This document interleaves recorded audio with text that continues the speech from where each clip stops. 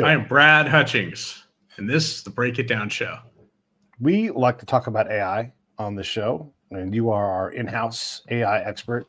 We've done a good number of these already. It's interesting as the economy of AI continues to grow. I see it in commercials and everything. Like our bed has AI technology. I don't even know what that means, man. How does the bed have AI? How do all these different products have AI in it? I mean, I know we joke about my blender. It's like I'm making you a margarita, not a pina colada. Like it knows how to smash up ice. My Vegemite Vegemix blender, whatever that thing's called. You can make soup. It probably can make ice cream. It can make almond butter. That's pretty fucking smart. But everything has got AI in it all of a sudden. And so it makes me wonder, well, it makes my bullshit detector go off, quite frankly. Yeah, I mean, you and I were talking about this the other day. Matthew McConaughey'd be eating in the rain if it weren't for Salesforce AI agents. And he was still eating in the rain despite them. I mean, you'd think they'd have fixed the problem. But I haven't even seen that commercial. I saw the one when someone who is, I'll say a haberdasher because he's a dude, and they're throwing clothes on him and they're all the wrong clothes. And his agent walks by and he's like embarrassed. He's like, hey, people can see you, Matthew McConaughey. And they're like, yeah, that's because you don't have a Salesforce agent helping you get your clothes picked out. But my fucking predictive model for anything, it is so bad. YouTube can't guess what I want to see next. How in the world is AI going to predict what kind of chemise I want to buy? My grandmother used to think that she knew exactly what I wanted to eat because it was Salisbury steak and German chocolate cake. And she wasn't wrong, right? Except when she was wrong. Except, maybe about the 100th time she was wrong. But the 101st time she wasn't wrong. And I think that's when I knew, this was 30 years ago. But this is when I figured out computers are not going to figure these things out for us. No way. Right. Yeah. I mean, when I was doing Pop in the Bubble, we had these guys, and I'm not against anybody, but you have to pump your product, right? And so there's some amount of bullshit in that pumping. And so it's like, well, we're going to be able to predict what song you want to hear next. Like, no, because I might want Superstition. Then I might want something from Bach. And then I might want, you don't know. You can't contain me. And I'm rangy. Look at my show. I'm rangy by nature. You're going to predict what the next show is going to be? Good fucking luck. Right. I feel kind of embarrassed sometimes listening to Spotify because I'll put the same album on, just on replay. And, for instance, become the Cold Stare's biggest fan, right? Because that's what I've got on replay in the car. I don't know. Somebody's judging me. I'm sure they made a big video about it at the end of the year. That was kind of cool. Right. You listen to whatever, Cold Stares, Stone Cold Stares 500 times. Yeah, I used to. Back in the old days, my iPod was hooked up to my laptop, and so my alarm clock was just a song. And just because of the rank ordering of the songs, I forget if it was alphabetical, whatever it was, but the same Willie Nelson song would come on every day. So my life would begin like Groundhog Day, the movie. And so it'd be like, the song would start and it was very wonderful. But if you looked at my iTunes, list of songs, how many times I played them, that was by far the most played song. The second one was a Prince song because for whatever reason, it was just the next song that played in that queue. And so if you would use that to extrapolate what Pete likes, you'd be like, oh, Pete loves Willie Nelson and Prince. But and I do like those guys, but it was just a happenstance that I listened to that thing every day. It's just like you listening to the Cold Stares every day and having it on repeat. It doesn't mean it's the only thing you like. It's pretty close, but I mean, that's how my musical tastes have evolved. Pete, back in the day in the 80s when we were growing up, you on the backside, the butt side of Mount Diablo, and me, of course, in the base of the face. I used to make mixtapes, and I used to record mixtapes on my little ghetto blaster, from the stations like what do we have up there? We had KRQR, KMEL, KVHS. KVHS, I didn't get that very good there, but if I got the right spot, the Clayton Valley High School station where metal was born, KOME, Rockin' the Bay. Yeah, but I used to make mixtapes, and I think there were a few of us that made our mixtapes, and we'd bring them to school and we'd share them with people. And if you had the ghetto blaster with the 2-tape deck, you could You could duplicate your mixtape. And I think the big point about that is that nobody knew what we were recording.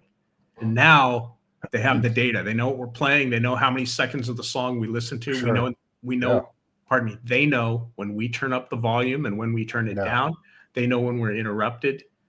And they use all this data and they try to predict things about us. Well, they can keep trying. They can keep trying. Exactly. Yeah. Our Costco here likes you to swipe into the store. And I just say, no, thank you. They're like, no, you have to. And I'm like, do I? Because I'm already walking in. You're welcome to come grab me, but I'm going to swipe out. You get that. It's a call. I get it. But you see my card. That's been good enough in the past. But it's just all that gathering of data, right? And I just don't choose to be a data point. Not for free, Like you want to give me a penny every time I come in, maybe then I'll turn it around. You want me to give me 10% off one thing I bought, whatever, right? But I just I don't like constantly having my actions tracked and then just have it be an obvious thing. Like if you're going to do it with my phone and everything else, what else am I going to do about it? Not have a phone? I have to have a phone. I can make it as dumb as I want. Yeah. These things are always compromisable, right? You know how the app works at McDonald's now? You probably don't because you don't like McDonald's. No. But apparently what it does, by the way, I do not participate in this in any way. But apparently what you do is you order on the app, and then as you approach the restaurant, the app knows that you're approaching the restaurant and informs the restaurant that you're ready to have your stuff cooked, so that when you get to the drive-thru and you tell the automated attendant that sounds like, a businessman or whoever, that you're ordering with the app and you give them the code, then they have the food all prepared and it's ready for you at the window. And they'd like you, of course, to participate in their workflow. No, thanks. Right. Not for me. I mean the whole app thing in general, and we're going to get down to the reason for the show here in a second. But the app thing in general, I have a policy against those. Yeah. And so if you want me to load your app on my phone, well, you're going to have to fill out a requisition. Yes. Probably will get denied. So do you have a phone number, contact phone number? What are the requirements for any app to go on my phone? Good. You'll see, like, I have very few apps on my phone, I have fewer requirements, by the way. You have what, fewer? I have fewer requirements than you do. Yes. And I have fewer apps. Mine is just, I'm not putting your app on my phone. That's my requirement. Right. Well, I just like to have something to throw back at them. We're throwing policies around. Pete has policies, right? And listen, if you would like to subscribe to having access to my screen, that's $5 a month. There you go. Yeah. Would you like to put your app on my phone? No, thank you. Oh, well then good. I see you don't have you don't try to use LinkedIn on your phone, because if you try it in the browser every 10 swipes, LinkedIn is better on the app. I like how it argues with me over and over and over. No, it's not. If it were, I would have installed it 3,000 times. You reminded me. I've already had this conversation with you, LinkedIn. Now I'm going to use your product list. And you know me, I'm barely on LinkedIn.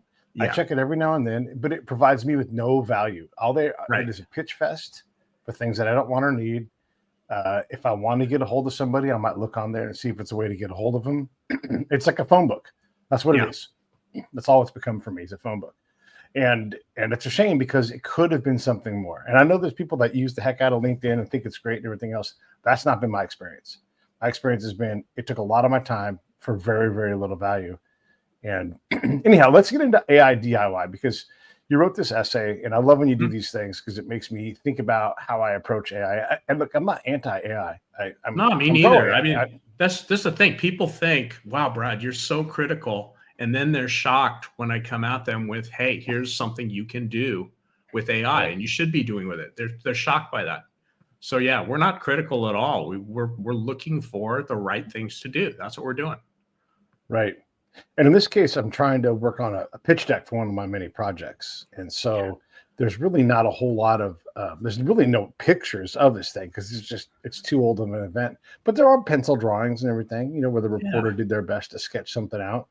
And so I need to invent some kind of pictures. And so why not use AI for that? But I found it challenging to find something that's pretty good. And so I put a couple of them up on X, is showing, like, here's this really cool, like, pencil and paper drawing of these guys fighting from a cool camera angle, very AI-like, except for a human did it.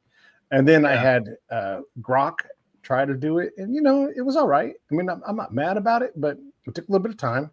was never quite what I wanted or quite what I envisioned, and I can't seem to direct it to do. So it's like, no, they should have different color pants on, and it's like, and a pineapple. I'm like, no, yeah, not a pineapple. I need a pineapple listen, there. These guys only have 2 arms apiece, so it's like, right, more hands. Like, nope, not more hands. And so literally, one of the pictures came back with 3 fighters in the ring and 7 boxing gloves. Everybody was kung fu fighting, Pete. Yeah, one guy had extra arm room. Right, right. I tried to help you out today, and you may not have seen it, but I asked for the deck of a barge in the bay, except I typoed, and it got the desk of a barge, and so I've got the deck of a barge with a desk on it. I mean, it was like it takes your typos and runs with it like it's totally committed to the joke. Right. Which is amazing and delightful in itself. Yeah. I mean, how funny. I thought it was funny. You probably thought, Brad, can't you type? Well, no, I mean, I can't type either, and I can't see. I got cataracts, and I got to get them swapped out soon. So, it makes everything. I'm like, what? I look, zoom way in, make sure I see what I see. So I get the typo thing. And my E barely works on my laptop, so I've got to figure out how to either fix that or get a new E, so there's that too. That's planned obsolescence. You can't even spell it because the E doesn't work. Right. Yeah. I got to put it on Bay. Right. So the question I'm asking you is, I want to make images. I want to use Grok. Mm-hmm. Is Grok different than Copilot? Is Grok different than all of the different AI type things that do these imaginations for us? So let's bring another essay into this, and this is I actually explained. I don't have the E either in my vocabulary anymore, or the X. Right. I actually explained Brad explained how these image generators work, and they work a little bit different than you might imagine. Like you tell it something you want, and it doesn't go there and draw those things. What it does is it kind of starts with random noise, and then it refines the noise, saying, does this look a little closer to what that person just asked for? And it does this repeatedly. And this is why, for example, you get an image from it's not quite right, and you say, hey, can you add an alligator to it? And it doesn't just add an alligator to the existing image that you have. It adds an alligator to your prompt, and then it goes and it recomputes the image and goes through this whole random process again to get an image that satisfies your prompt, which is probably totally different from the one that you wanted an alligator added to. Excuse me. When you direct these things too tightly, like you might a movie or whatever, like I want this from a 35 millimeter film level of image. I want it through a whatever kind of lens, a Sony S5000 lens, whatever. Pick a lens. And I want it, above and behind one of the fighters with the face of the other one. But I want the sun at the opposite fighters. But like all things that you can tell humans, and they would instantly start lining up and attaching lenses and everything else. I tried that on Grok, and it spit the bit. It did not like that. It's like, I don't know what the hell. Still gave you an image, but you could tell it was just ignoring. No, it gave me words. It gave me words. That's bad. Start with make a really picture. Yeah, it really spit the bit, and it didn't like it. I also attached an image, and I said, like this, take this picture, just give me more perspective. And it's like, how about some words? Would you like words? Words would be good for you. I don't want that kind of perspective. Yeah. Give me more perspective. That's terrific, Pete. Yeah. So it's hard to DIY with these things. Now, that said, if I have an image in my mind and I just need an 80% solution to have a real artist go and do this, I think that's pretty helpful to say, this is kind of what I'm after. Can you take this and, make this actually look like an actual thing? Yeah, I mean, this is the easy win of AI, which is I have this in my mind right now. Help me visualize it. And it doesn't have to be perfect. Just help me visualize it so that I can start talking about this with other people. I can share it in a pitch deck. Like pitch deck, you do not need an artist to illustrate your pitch deck. Now, if you're going and you're pitching a firm that's, a prestigious firm, and you want to show them that you put the work and the effort in, that kind of refinement, yes, definitely put that in your deck. If you have a pitch deck just so you can have a lunch meeting with somebody and see if they might want to contribute $3,000 or $4,000, Like, don't waste the time. Don't waste the effort. Right. Don't get, and don't, when you put all that investment in, you also get drawn down a path of commitment, right? Yeah. I put $10,000 into my pitch deck. You know, I'm not changing this based on feedback from somebody else because that'll cost me a lot to change. Whereas I can get a free picture for it. It kind of does the vision. You know what? Even if it screws up the vision, here I've got something in front of us. Now we can talk about it. I can tell you, hey, it's a little bit different than this. This is a good starting point, but it's a little bit different. We've got something to talk about. And that's valuable too. If it's a pitch deck, I can also say on this slide, I'd like this kind of dialogue and give Grok, Copilot, whoever it's going to be, give it a word limit in 35 words or less, you know, in 4 bullet points. I need to make these points. And then see what it does. And then either edit, modify, reject. Yeah. And, you know, if you wanted to be all dynamic about it too, maybe you could hook it up live. So you could say, all right, I'm going to give it, I'd like this conversation. Let's see what he gives us. And let's just see in real time. That might be a delightful experience too. In fact, that's, you know, I use the word a lot, but I think that's the key value of AI. And when you DIY with AI, which is, or you're trying to do something that, you know, would be done in the real world. Can I just hit the point where I get some delight out of this? If I do that, then I'm not putting too much commitment in. I'm not replacing something that a human being really should be doing. I'm definitely adding something because there wasn't delight there before. There wasn't this funny angle that came in before. And I've got a conversation piece to launch a conversation with. And that's sort of the sweet spot of AI. What happens if you go too far with DIY? Well, you know, in my essay, I actually talk about 3 real world cases where DIY did not go well for people. And this is a lot of what's happening with AI right now. Hey, I'd like to talk to my documents, you know, what a business might say. So they invest hundreds of thousands or even millions of dollars in training, fine-tuning, training an LLM that has all of their documents in it. And then they go and they start prompting for their documents and they start trying to talk to the documents and there's nothing there. There's nothing there. There's, you know, it doesn't even, it makes stuff up that's not there. It doesn't access the things that are important. It's probably about as knowledgeable about your documents, having been trained on them, as an LLM that wasn't trained on them, which is weird for people to see for the first time. Yeah. I don't know if you saw it, probably didn't, but Nate Silver published a non-political, just baseball, going back to his roots, paper yesterday on Hall of Fame. I'll put the link in here if anybody wants to check it out. It's on his Substack. So he leaned somewhat, you know, obviously he's got the math chops. It's not a problem with that, but he leaned somewhat on ChatGPT to help him understand who was what and how they were ranked. And I thought about that and I thought, oh man, you know, okay, so one form of academic research is to just do a citation count, you know, like grab 50 publications during this 1-year time frame and just count 1, 2, 3, 122 times the word Led Zeppelin comes up. Yeah.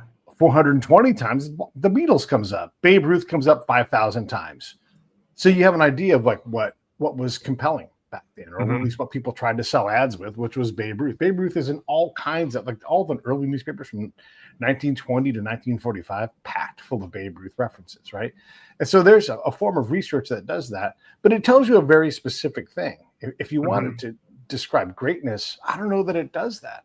So when you have ChatGPT as a source and you say, hey, I'm using ChatGPT for this, for me today, right now, credibility. Maybe, but I mean, let's say he didn't have ChatGPT as a source and he was trying to come up with stories about these players, right?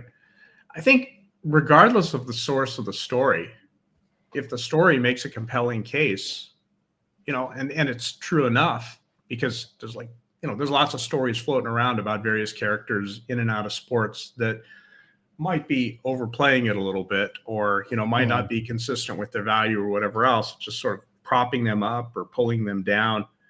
You know, if it makes a story and you read it and you're like, oh, I'm interested in that person, maybe there is some delight there and maybe there is some value added to that, regardless of whether that was written by a human being or by ChatGPT. It doesn't matter that much.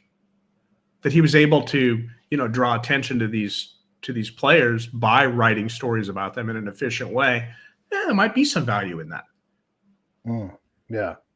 Interesting. So one of the things he did, and I'm reading directly from his papers, is he wanted to give credit for being a franchise icon. Like, that's Hall of Fame status. Yeah, you're an icon. So I asked ChatGPT to make a list of each franchise's 20 most popular players over the past 50 seasons.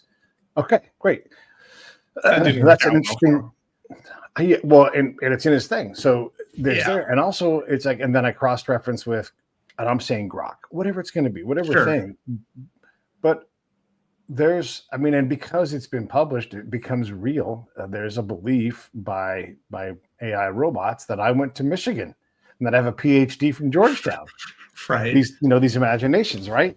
And so if you do put a rank up and the rankings miss things, or we change our mind about the ranking, there's a baseball player who's notable for losing his probable Hall of Fame case because of sexually abusing a mentally challenged boy.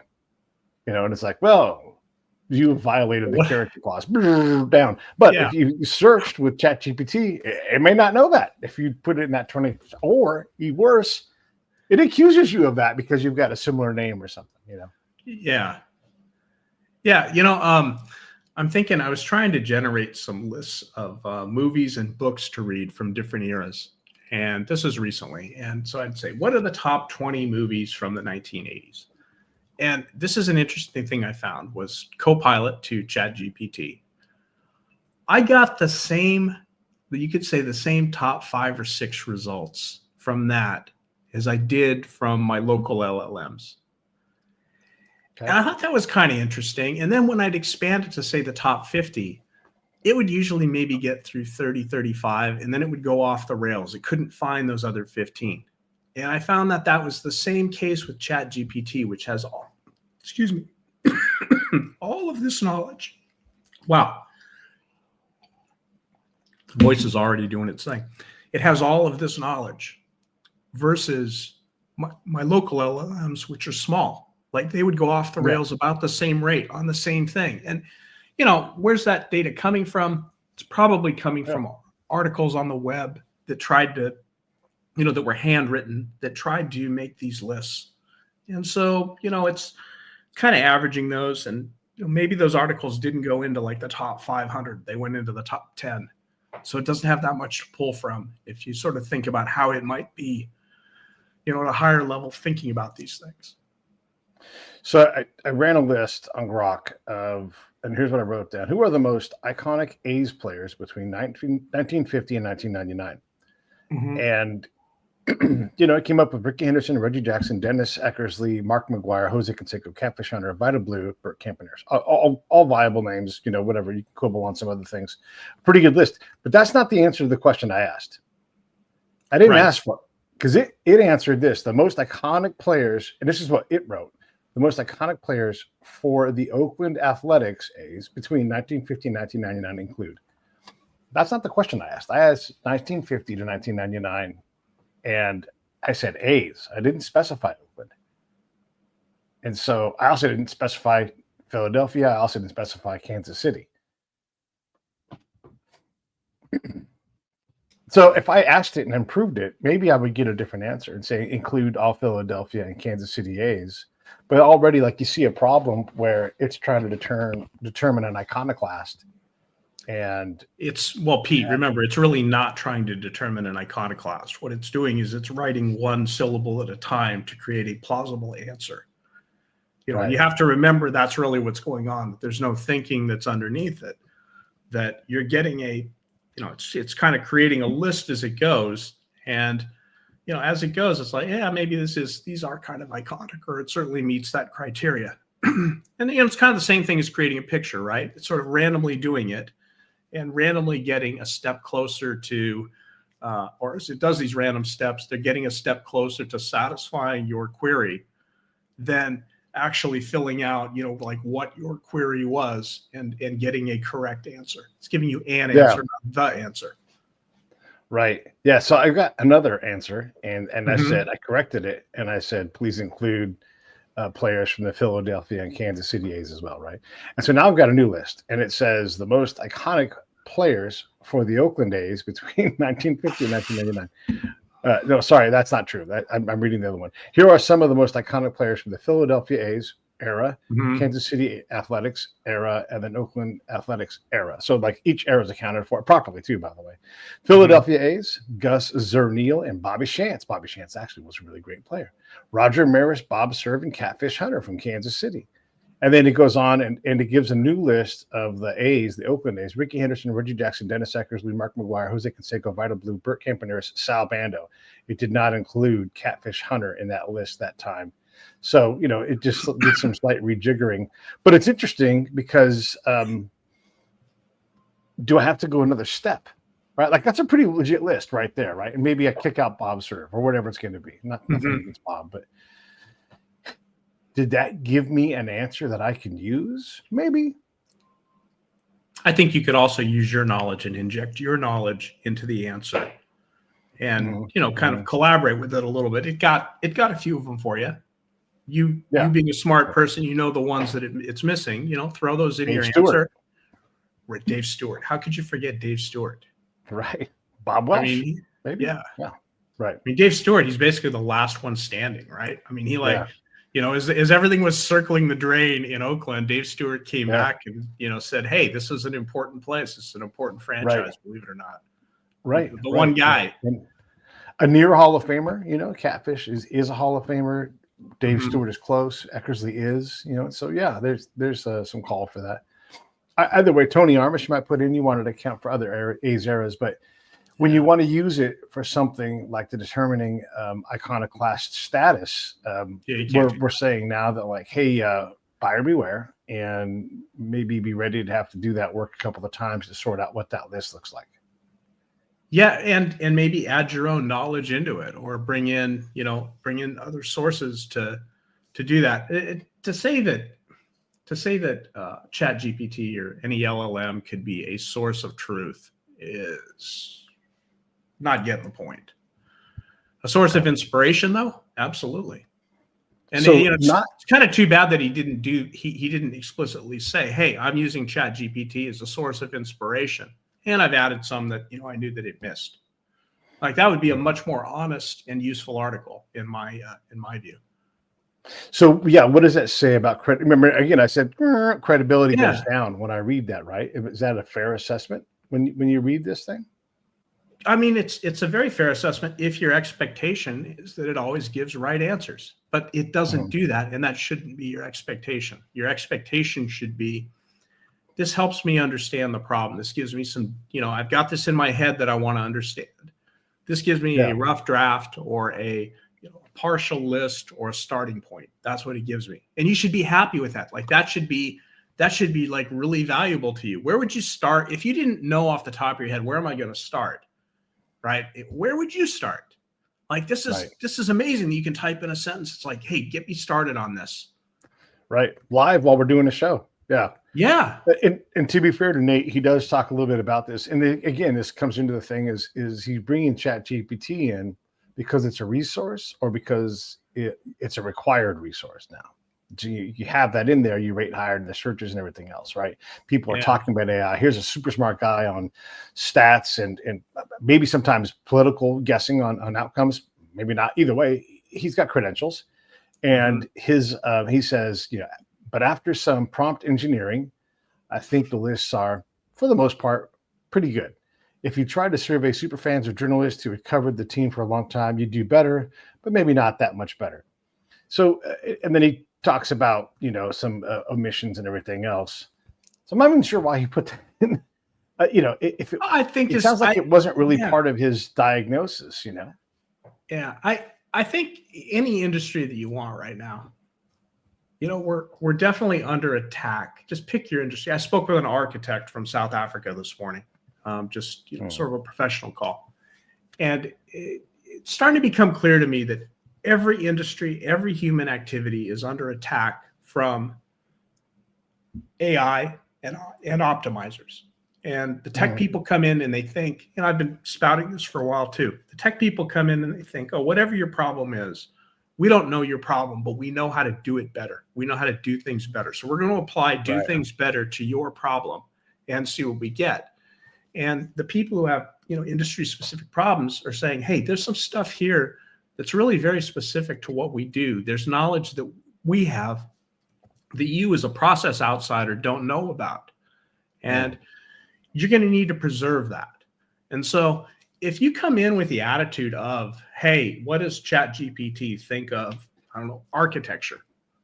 Yeah. And you say, hey, we're going to replace your architecture firm with ChatGPT and all of its knowledge and all of its processes and all of its history. Okay. Yeah, that's not going to work. But if you say, hey, what can you give me a starting point with architecture?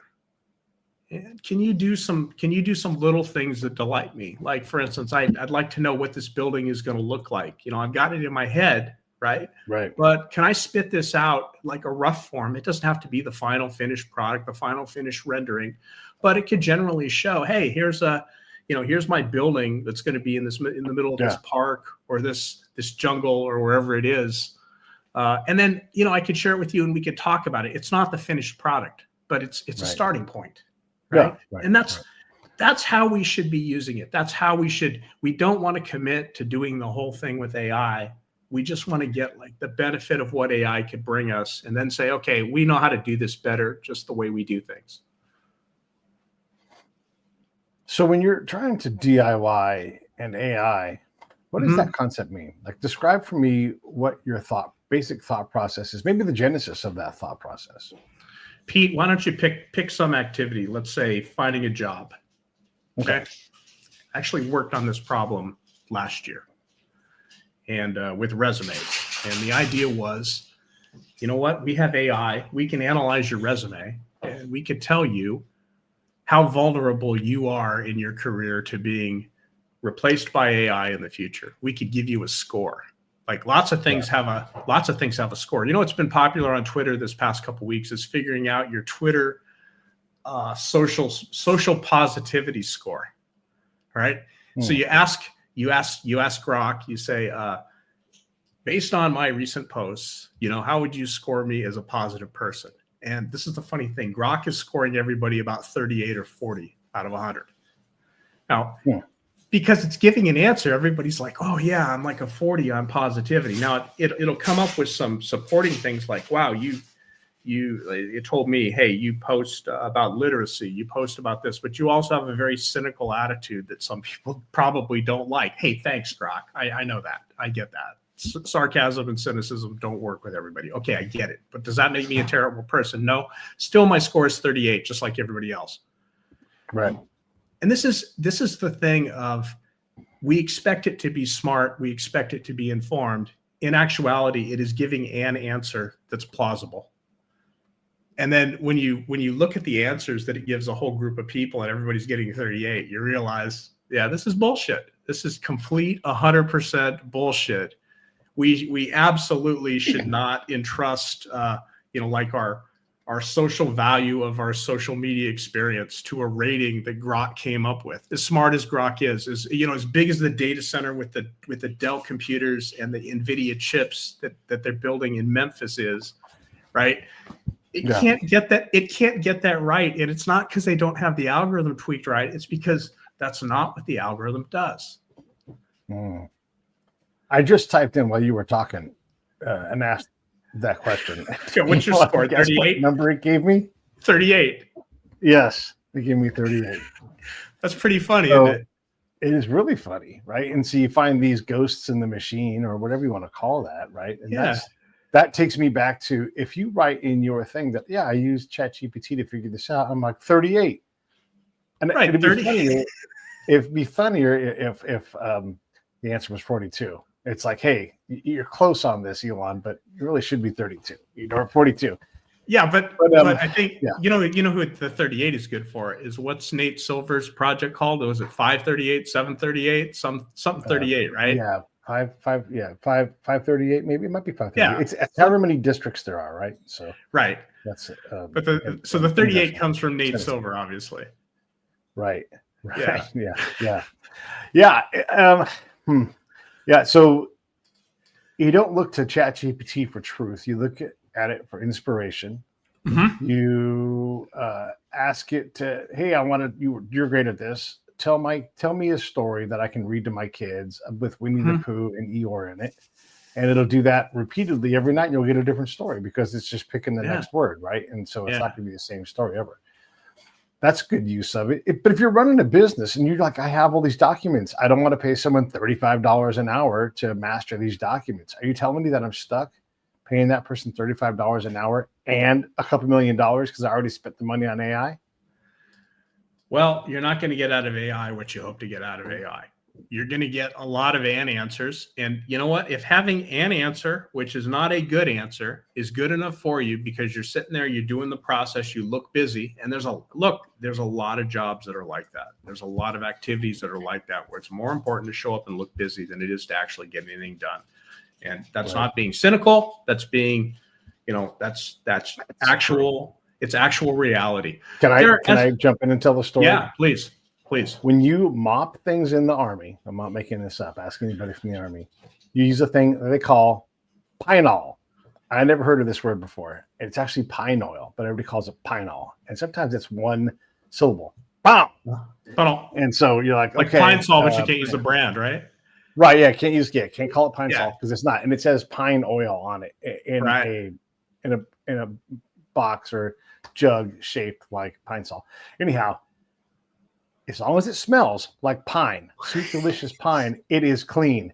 That mop can be fucking filthy and has never seen a washing out. As long as you rub a bunch of dirty water that smells like pine on the floor, you don't have to, right? You don't have to even, I know this for a fact, you don't have to even sweep. I was taught this. You don't have to sweep. All you got to do is rub pine all everywhere and everybody will think you cleaned it real good. Let's just get it done real fast. And so you like it.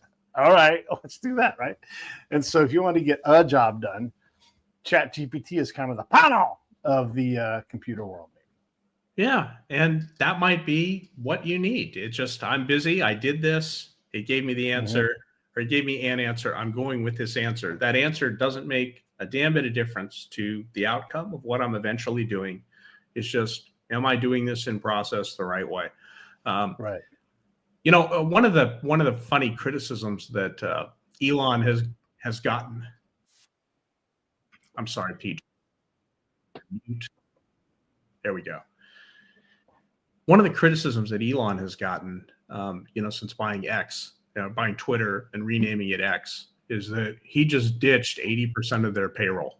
Like he just said, okay, goodbye, and he gave reasons to do it, whatever else. And it's like, well, how could you get rid of them? Those are the people that are, like making sure that there's not disinformation on the site, or they're the ones that are working with the advertisers and whatever else. And then you kind of look at the results, and wow, they're actually doing more with a fifth of the people than they ever were before. How is that possible?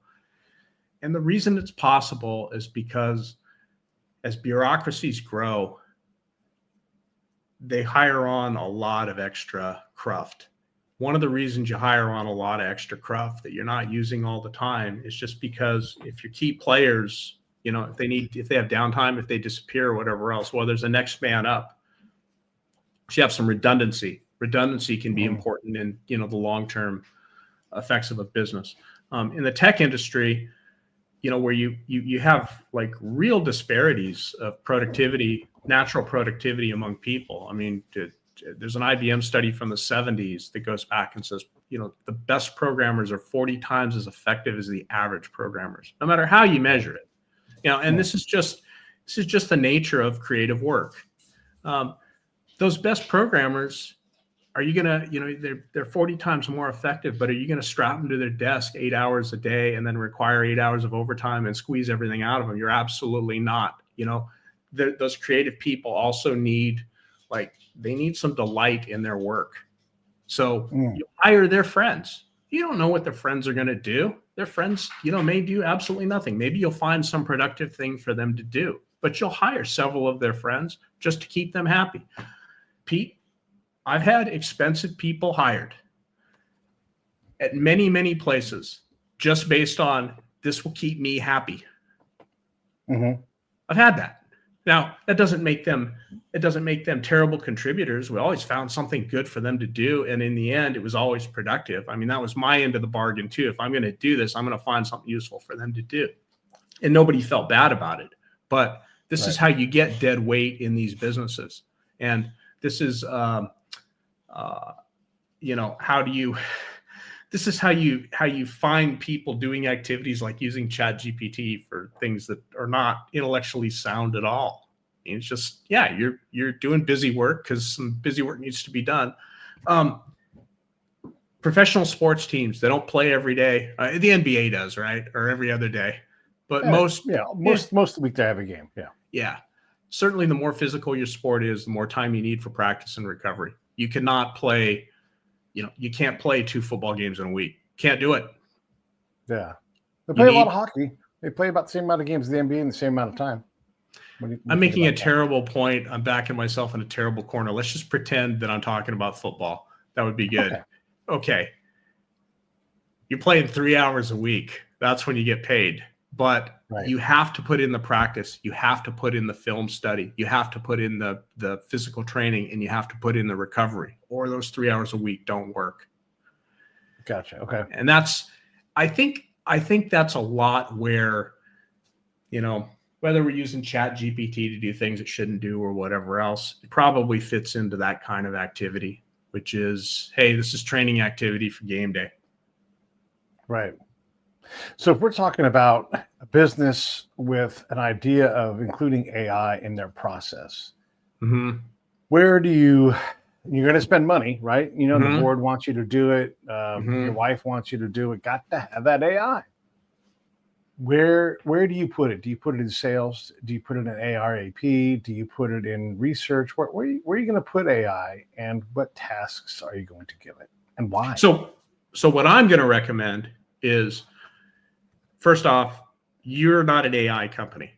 Okay. Let's just assume that. If you're an AI company, you're out selling this to other companies and trying to get them to do too much. But you're not an AI company. So what I'm going to caution you to do is I'm going to caution you to pick something delightful. Pick something where whatever you do with AI, it's non-destructive. Okay. It adds something. It adds something that people are going to smile and they're going to like you for. Not that it doesn't just add cruft. It doesn't add complication. You don't want to add complication. That's no good. But, can you do that? And if you can, that's a great first step. So, for instance, let's go back to our old friend, George, George Whitney. Yeah. Old George. I spent months talking to him about, hey, how could we create emergency planning exercises that are different every time? In fact, one of the guys that we have coming up here is Sebastian Bay. That's right. He's got war games, and this is these gamers in the military. They don't just like play games because they like to play games. They play games for the mindset of training and identifying, hey, what's falling short here? What have we not thought about, that they can sort it out then and sort it out when they're actually in battle. And that's a really, really important thing to do. And that's something that George and I were talking about with AI, which was, let's not try to do things that are, ridiculous and expensive and whatever. Let's just think, hey, we could make some scenarios that could go into his visualize his emergency event visualizer, and see how these things play out before they do. Turned out that was actually a really easy task. And then we did them. They were like pretty delightful. It's like, we got a fire in Irvine that we can go and fight, or we've got an earthquake, in Sacramento, and we can kind of see what's, calls that come in with that. And we could see, this is how this looks. People get prepared that way. When you work in the emergency management field, I learned this from George. Most of the population is not ready. Now, that might be less true in Florida or California, where we tend to have a lot of natural disasters. But if you're in, left shoulder, Iowa, are you ready for a 50-year or 100-year flood? Do you have the right kind of insurance or whatever it's going to be? There's some use for AI to help you understand that. Like one of the things George talked about was if X% of people in this county have this kind of coverage or this level of readiness, we will drop your rates by Y percent. And that's a real powerful thing. And if you're an emergency manager and you're always trying to understand these other variables, I can see that AI is helping you keep track of some of this stuff. You know, maybe whether you're logging it in real time, like, hey, if you've got a policy, let me know, or whatever it's going to be, right? And look, emergency manager is one man, infinite hat work. I mean, there's just like it's a hat store, right? So is that unrealistic to have it log something like that and track it? I mean, I get the scenario thing, but what about something else where you're logging something in real time to track the health of your organization? I would say if that's your primary focus, you're probably doing it wrong because you're depending too much on it to do the right thing. Like, George's common example, like I love this example, you love this example too, is when he was working in emergency management for the state of California in Gray Davis's administration. Like they had a mutual aid agreement with NASA. And in fact, he told this, I think he told the story on your podcast a few years ago, but they had this mutual aid agreement with NASA. And the idea was there's a fire and we need reconnaissance on these fires. So we're going to scramble a U-2 from Moffett Field in Santa Clara. Right. Okay. Right. So it turned out George is reviewing these plans one day and he realizes that NASA doesn't have any U-2s at Moffett Field in Santa Clara anymore. They had retired them. They'd retired them like a decade earlier. Right. Right. So this is the kind of thing that, you know, gaming out these situations is going to test out. I mean, the common excuse for doing EM games, if you will, EM exercises is test out the communications equipment. That's always the weak link in everything. You know, that if it shakes out, you know, like our stuff is obsolete, or hey, we don't have batteries for it. That happens, right? If it shakes those things out, then it's been a really, really effective exercise. But all the things in your plan that, you know, maybe you haven't tested or whatever, repeatedly testing them, you find out, hey, this is a problem we need to address now before we have a real event, and this doesn't work. And so that's why I say stick with the generative things that AI can do. Yeah. There's a lot of value there. That's a real easy win. Take those wins. Once you're really comfortable with this, and you know, this is your question, what should you do as a business? Once you're comfortable with finding those generative things that are kind of delightful, they make everybody happy, they make everybody think in a different way. Well, then think about, hey, how can we spend a whole bunch of money to do better analysis and stuff like that? We now have experience with this AI stuff to know what it can do. Yeah. If you're the EM and you know you want to trigger some of these things as part of your exercise that you're running, can you say, you know, like, I don't know, I mean, ask it a question based upon the documents you've already got. I've got these plans. How do I know if Moffett Field doesn't have U-2s anymore? I mean, I just got hired 2 years ago. You know, I don't know. Sure, why not? I mean, it's like your prompt to try to get the boxers on the barge in the bay, right? Yeah. It's like you do it. You see what it generates. You see, hey, you know what? It didn't have their gloves. Okay, now I need to tell it, have some gloves and make them stand up. I want to see their legs. I don't just want torsos here. Right, because I want them on the barge, you know, like standing there fighting. I don't want them like emerging out of the barge like they're Rock'em Sock'em robots or whatever on a barge. Yeah. So you'll knowing this, and again, this is the hey, give me some inspiration, right? And I know a few other things that I can add in here. Well, there's something you could add to the prompt, you know, for the EM exercise. Make sure that you get something with the U-2 reconnaissance plans. We haven't looked at that in a while. Okay, and so it generates a set and it has something with the U-2 reconnaissance.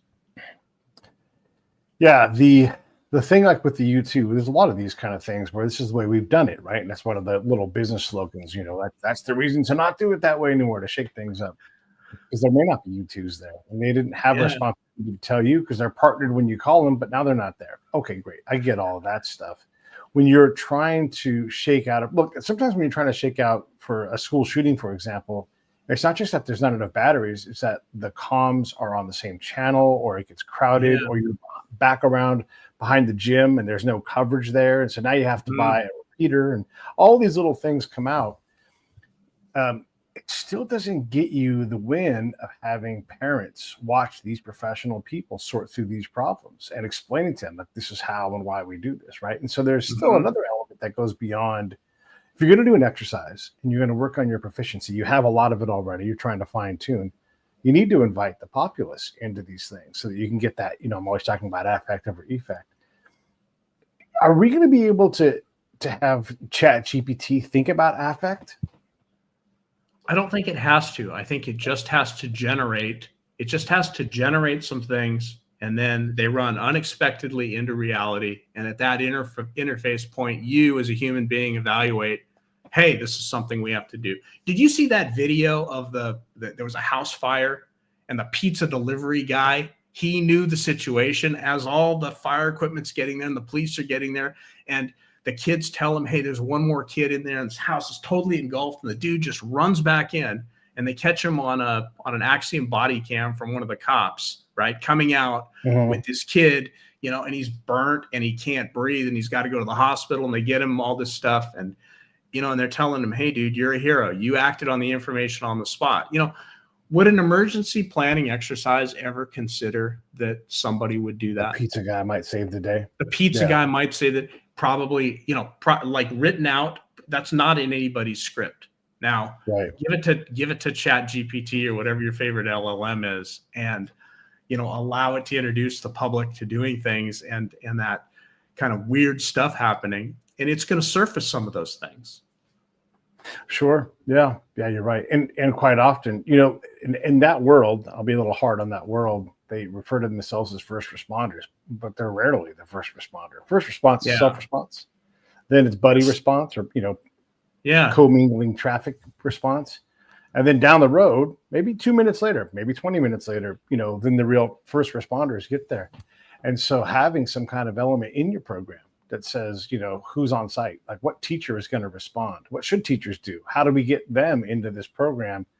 That could be an area where Chat GPT is like, don't forget that, Coach, Ray Miller is going to herd all his kids into the weight room, or whatever it's going to be, and then run back out towards the dude, or whatever, right? Because one of the hardest things about these kind of free radical situations is you don't want to go out there and get shot by the good guys or the bad guys, But if you're compelled to run towards the trouble because that's the kind of person you are, then you got to train for that, right?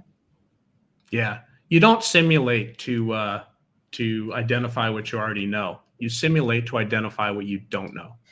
Yeah. And that's the purpose of dress rehearsals and whatever else is you want to see how this, you have it in your head, how you think it's going to behave, but put everybody in place and let's see how it behaves under all the assumptions that we have. And then write down where it doesn't do right. One of the concepts we talked about earlier today was gravity. Yeah. And how you can design a building. In this case, we were using architecture as a model. But gravity's tough. And I also used culture. And again, I'm going to keep talking about culture because I don't know how Chat GPT accounts for it without making it bad. So let's maybe not even think about that for right now. But when you're trying to account for something that's omnipresent and just, it is one of the forces and it is the one that you can get access to in an instant. All you got to do is jump, you'll find out that gravity's there hitting on you. So how does gravity apply? Literally in architecture, Pete, if I have an AI come in and like design my architecture, okay, and it hasn't accounted for how gravity works and how forces work, walls standing up buildings and whatever else, it's really just doing it visually and trying to make something that's visually pleasing. And I go and I erect this structure and we get a little shaker and boom, the structure comes down. That's the gravity of the situation, like in both senses of the word, literally the gravity from the earth and the gravity of people dying because you forgot the core principles of your discipline, letting the automators come in and automate it. Like that's a serious this is the serious concern about tech people coming in and optimizing a business is they don't know the business. They know how to optimize. And the people who run the business they've got to be ready to defend the cores of their business while at the same time availing themselves to, is there something you can help me out with here? Right. And again, this is why I say meet these people on the field of delight. Find that common ground while you discover each other, rather than let them run over you with something that, you know, has tremendous gravity to it. Yeah. There is a bunch of my friends work at a refinery, and they make a bunch of money, and they are brilliant. I mean, they're chemists, they're tradesmen, they're firefighters, and they're all the same dude. Like, they're really brilliant people.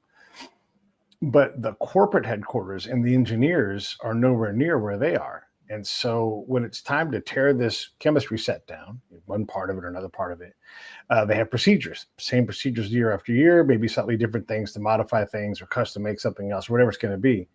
And the engineering folks who designed the turnaround, when they tear the thing down and rebuild it again, make the same mistakes every year. And the techs will say, hey, you've made this mistake again, and you've put ordering scaffolding 3 weeks ahead because in your mind, we're going to build scaffolding.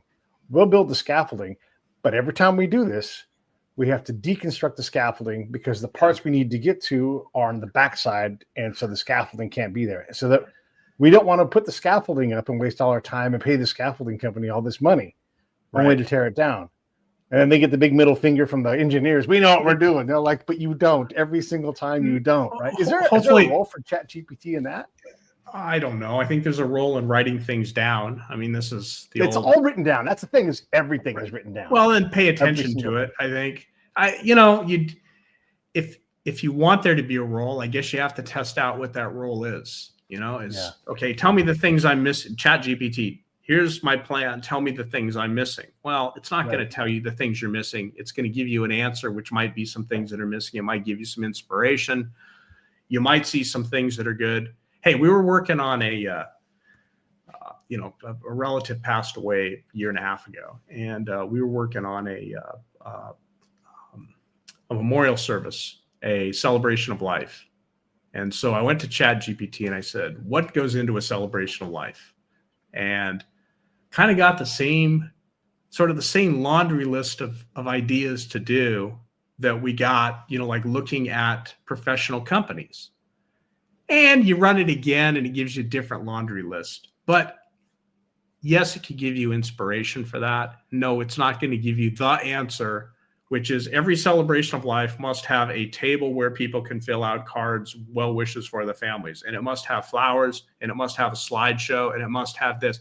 That's not how those things work. And frankly, your business process about how to tear down a refinery, you know, that's up for, you know, a certain number of cycles or whatever else, there probably isn't the answer.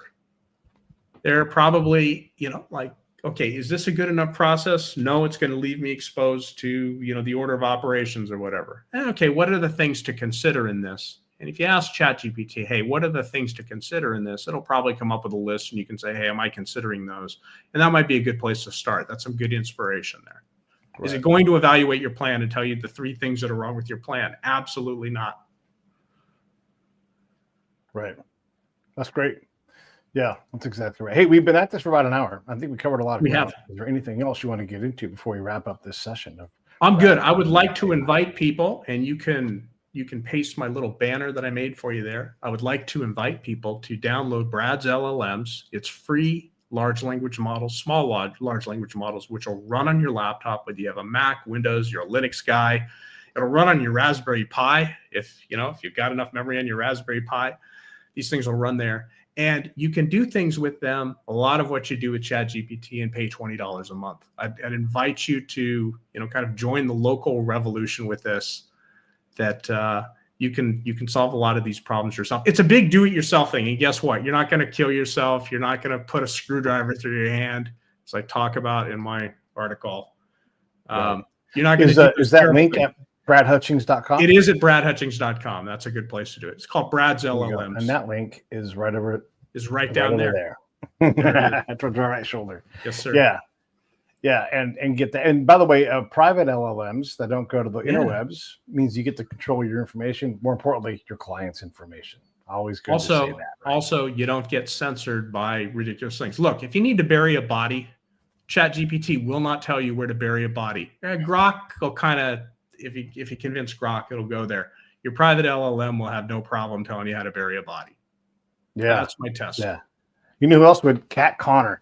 that lady's crazy. She kills people all the time in her books, and she looks that stuff up, and she's got to be on everybody's watch list. The way she can travel internationally, you're like, that lady's killed a lot of people. Yeah. Yes. Speaking of old ladies killing people, Brent Rooker put up this wonderful little thing. He's like, hey, we're going to be in Sacramento this year. All right, what do I need to know about Sacramento? And I was able to pull out Dorothea Puente and her arsenic and old lace ways, where she was burying people in the backyard and collecting their Social Security checks. There is, or was, a shirt. It was kind of American Gothic-ish because her house is one of those kind of houses. And it says, Sacramento, I dig it. And it's got her with a shovel. Heck yeah, dude. Yeah, classic Sacramento humor, old school. I'm glad that we got a chance to bring that 30-something-year-old joke back and, talk about that. Anything else before we wrap this thing? Otherwise, I'm going to run these credits. That's it, Pete. Just, go do it yourself with AI. We're not negative about that, but realize that, it's got its limitations, and know its limitations, and don't get burnt by it. I think that's the message. Hey, thanks for watching the show. I really appreciate it. Right here, you can subscribe. Please do that. It makes the show grow. Hit that notification bell so you know which incredible guest is coming up next. Down below is the PayPal link. You can put a small subscription in. That is an enormous help. All that money goes right back into the show. And then right up over here are the next episodes you should listen to, curated by yours truly. Thank you so much.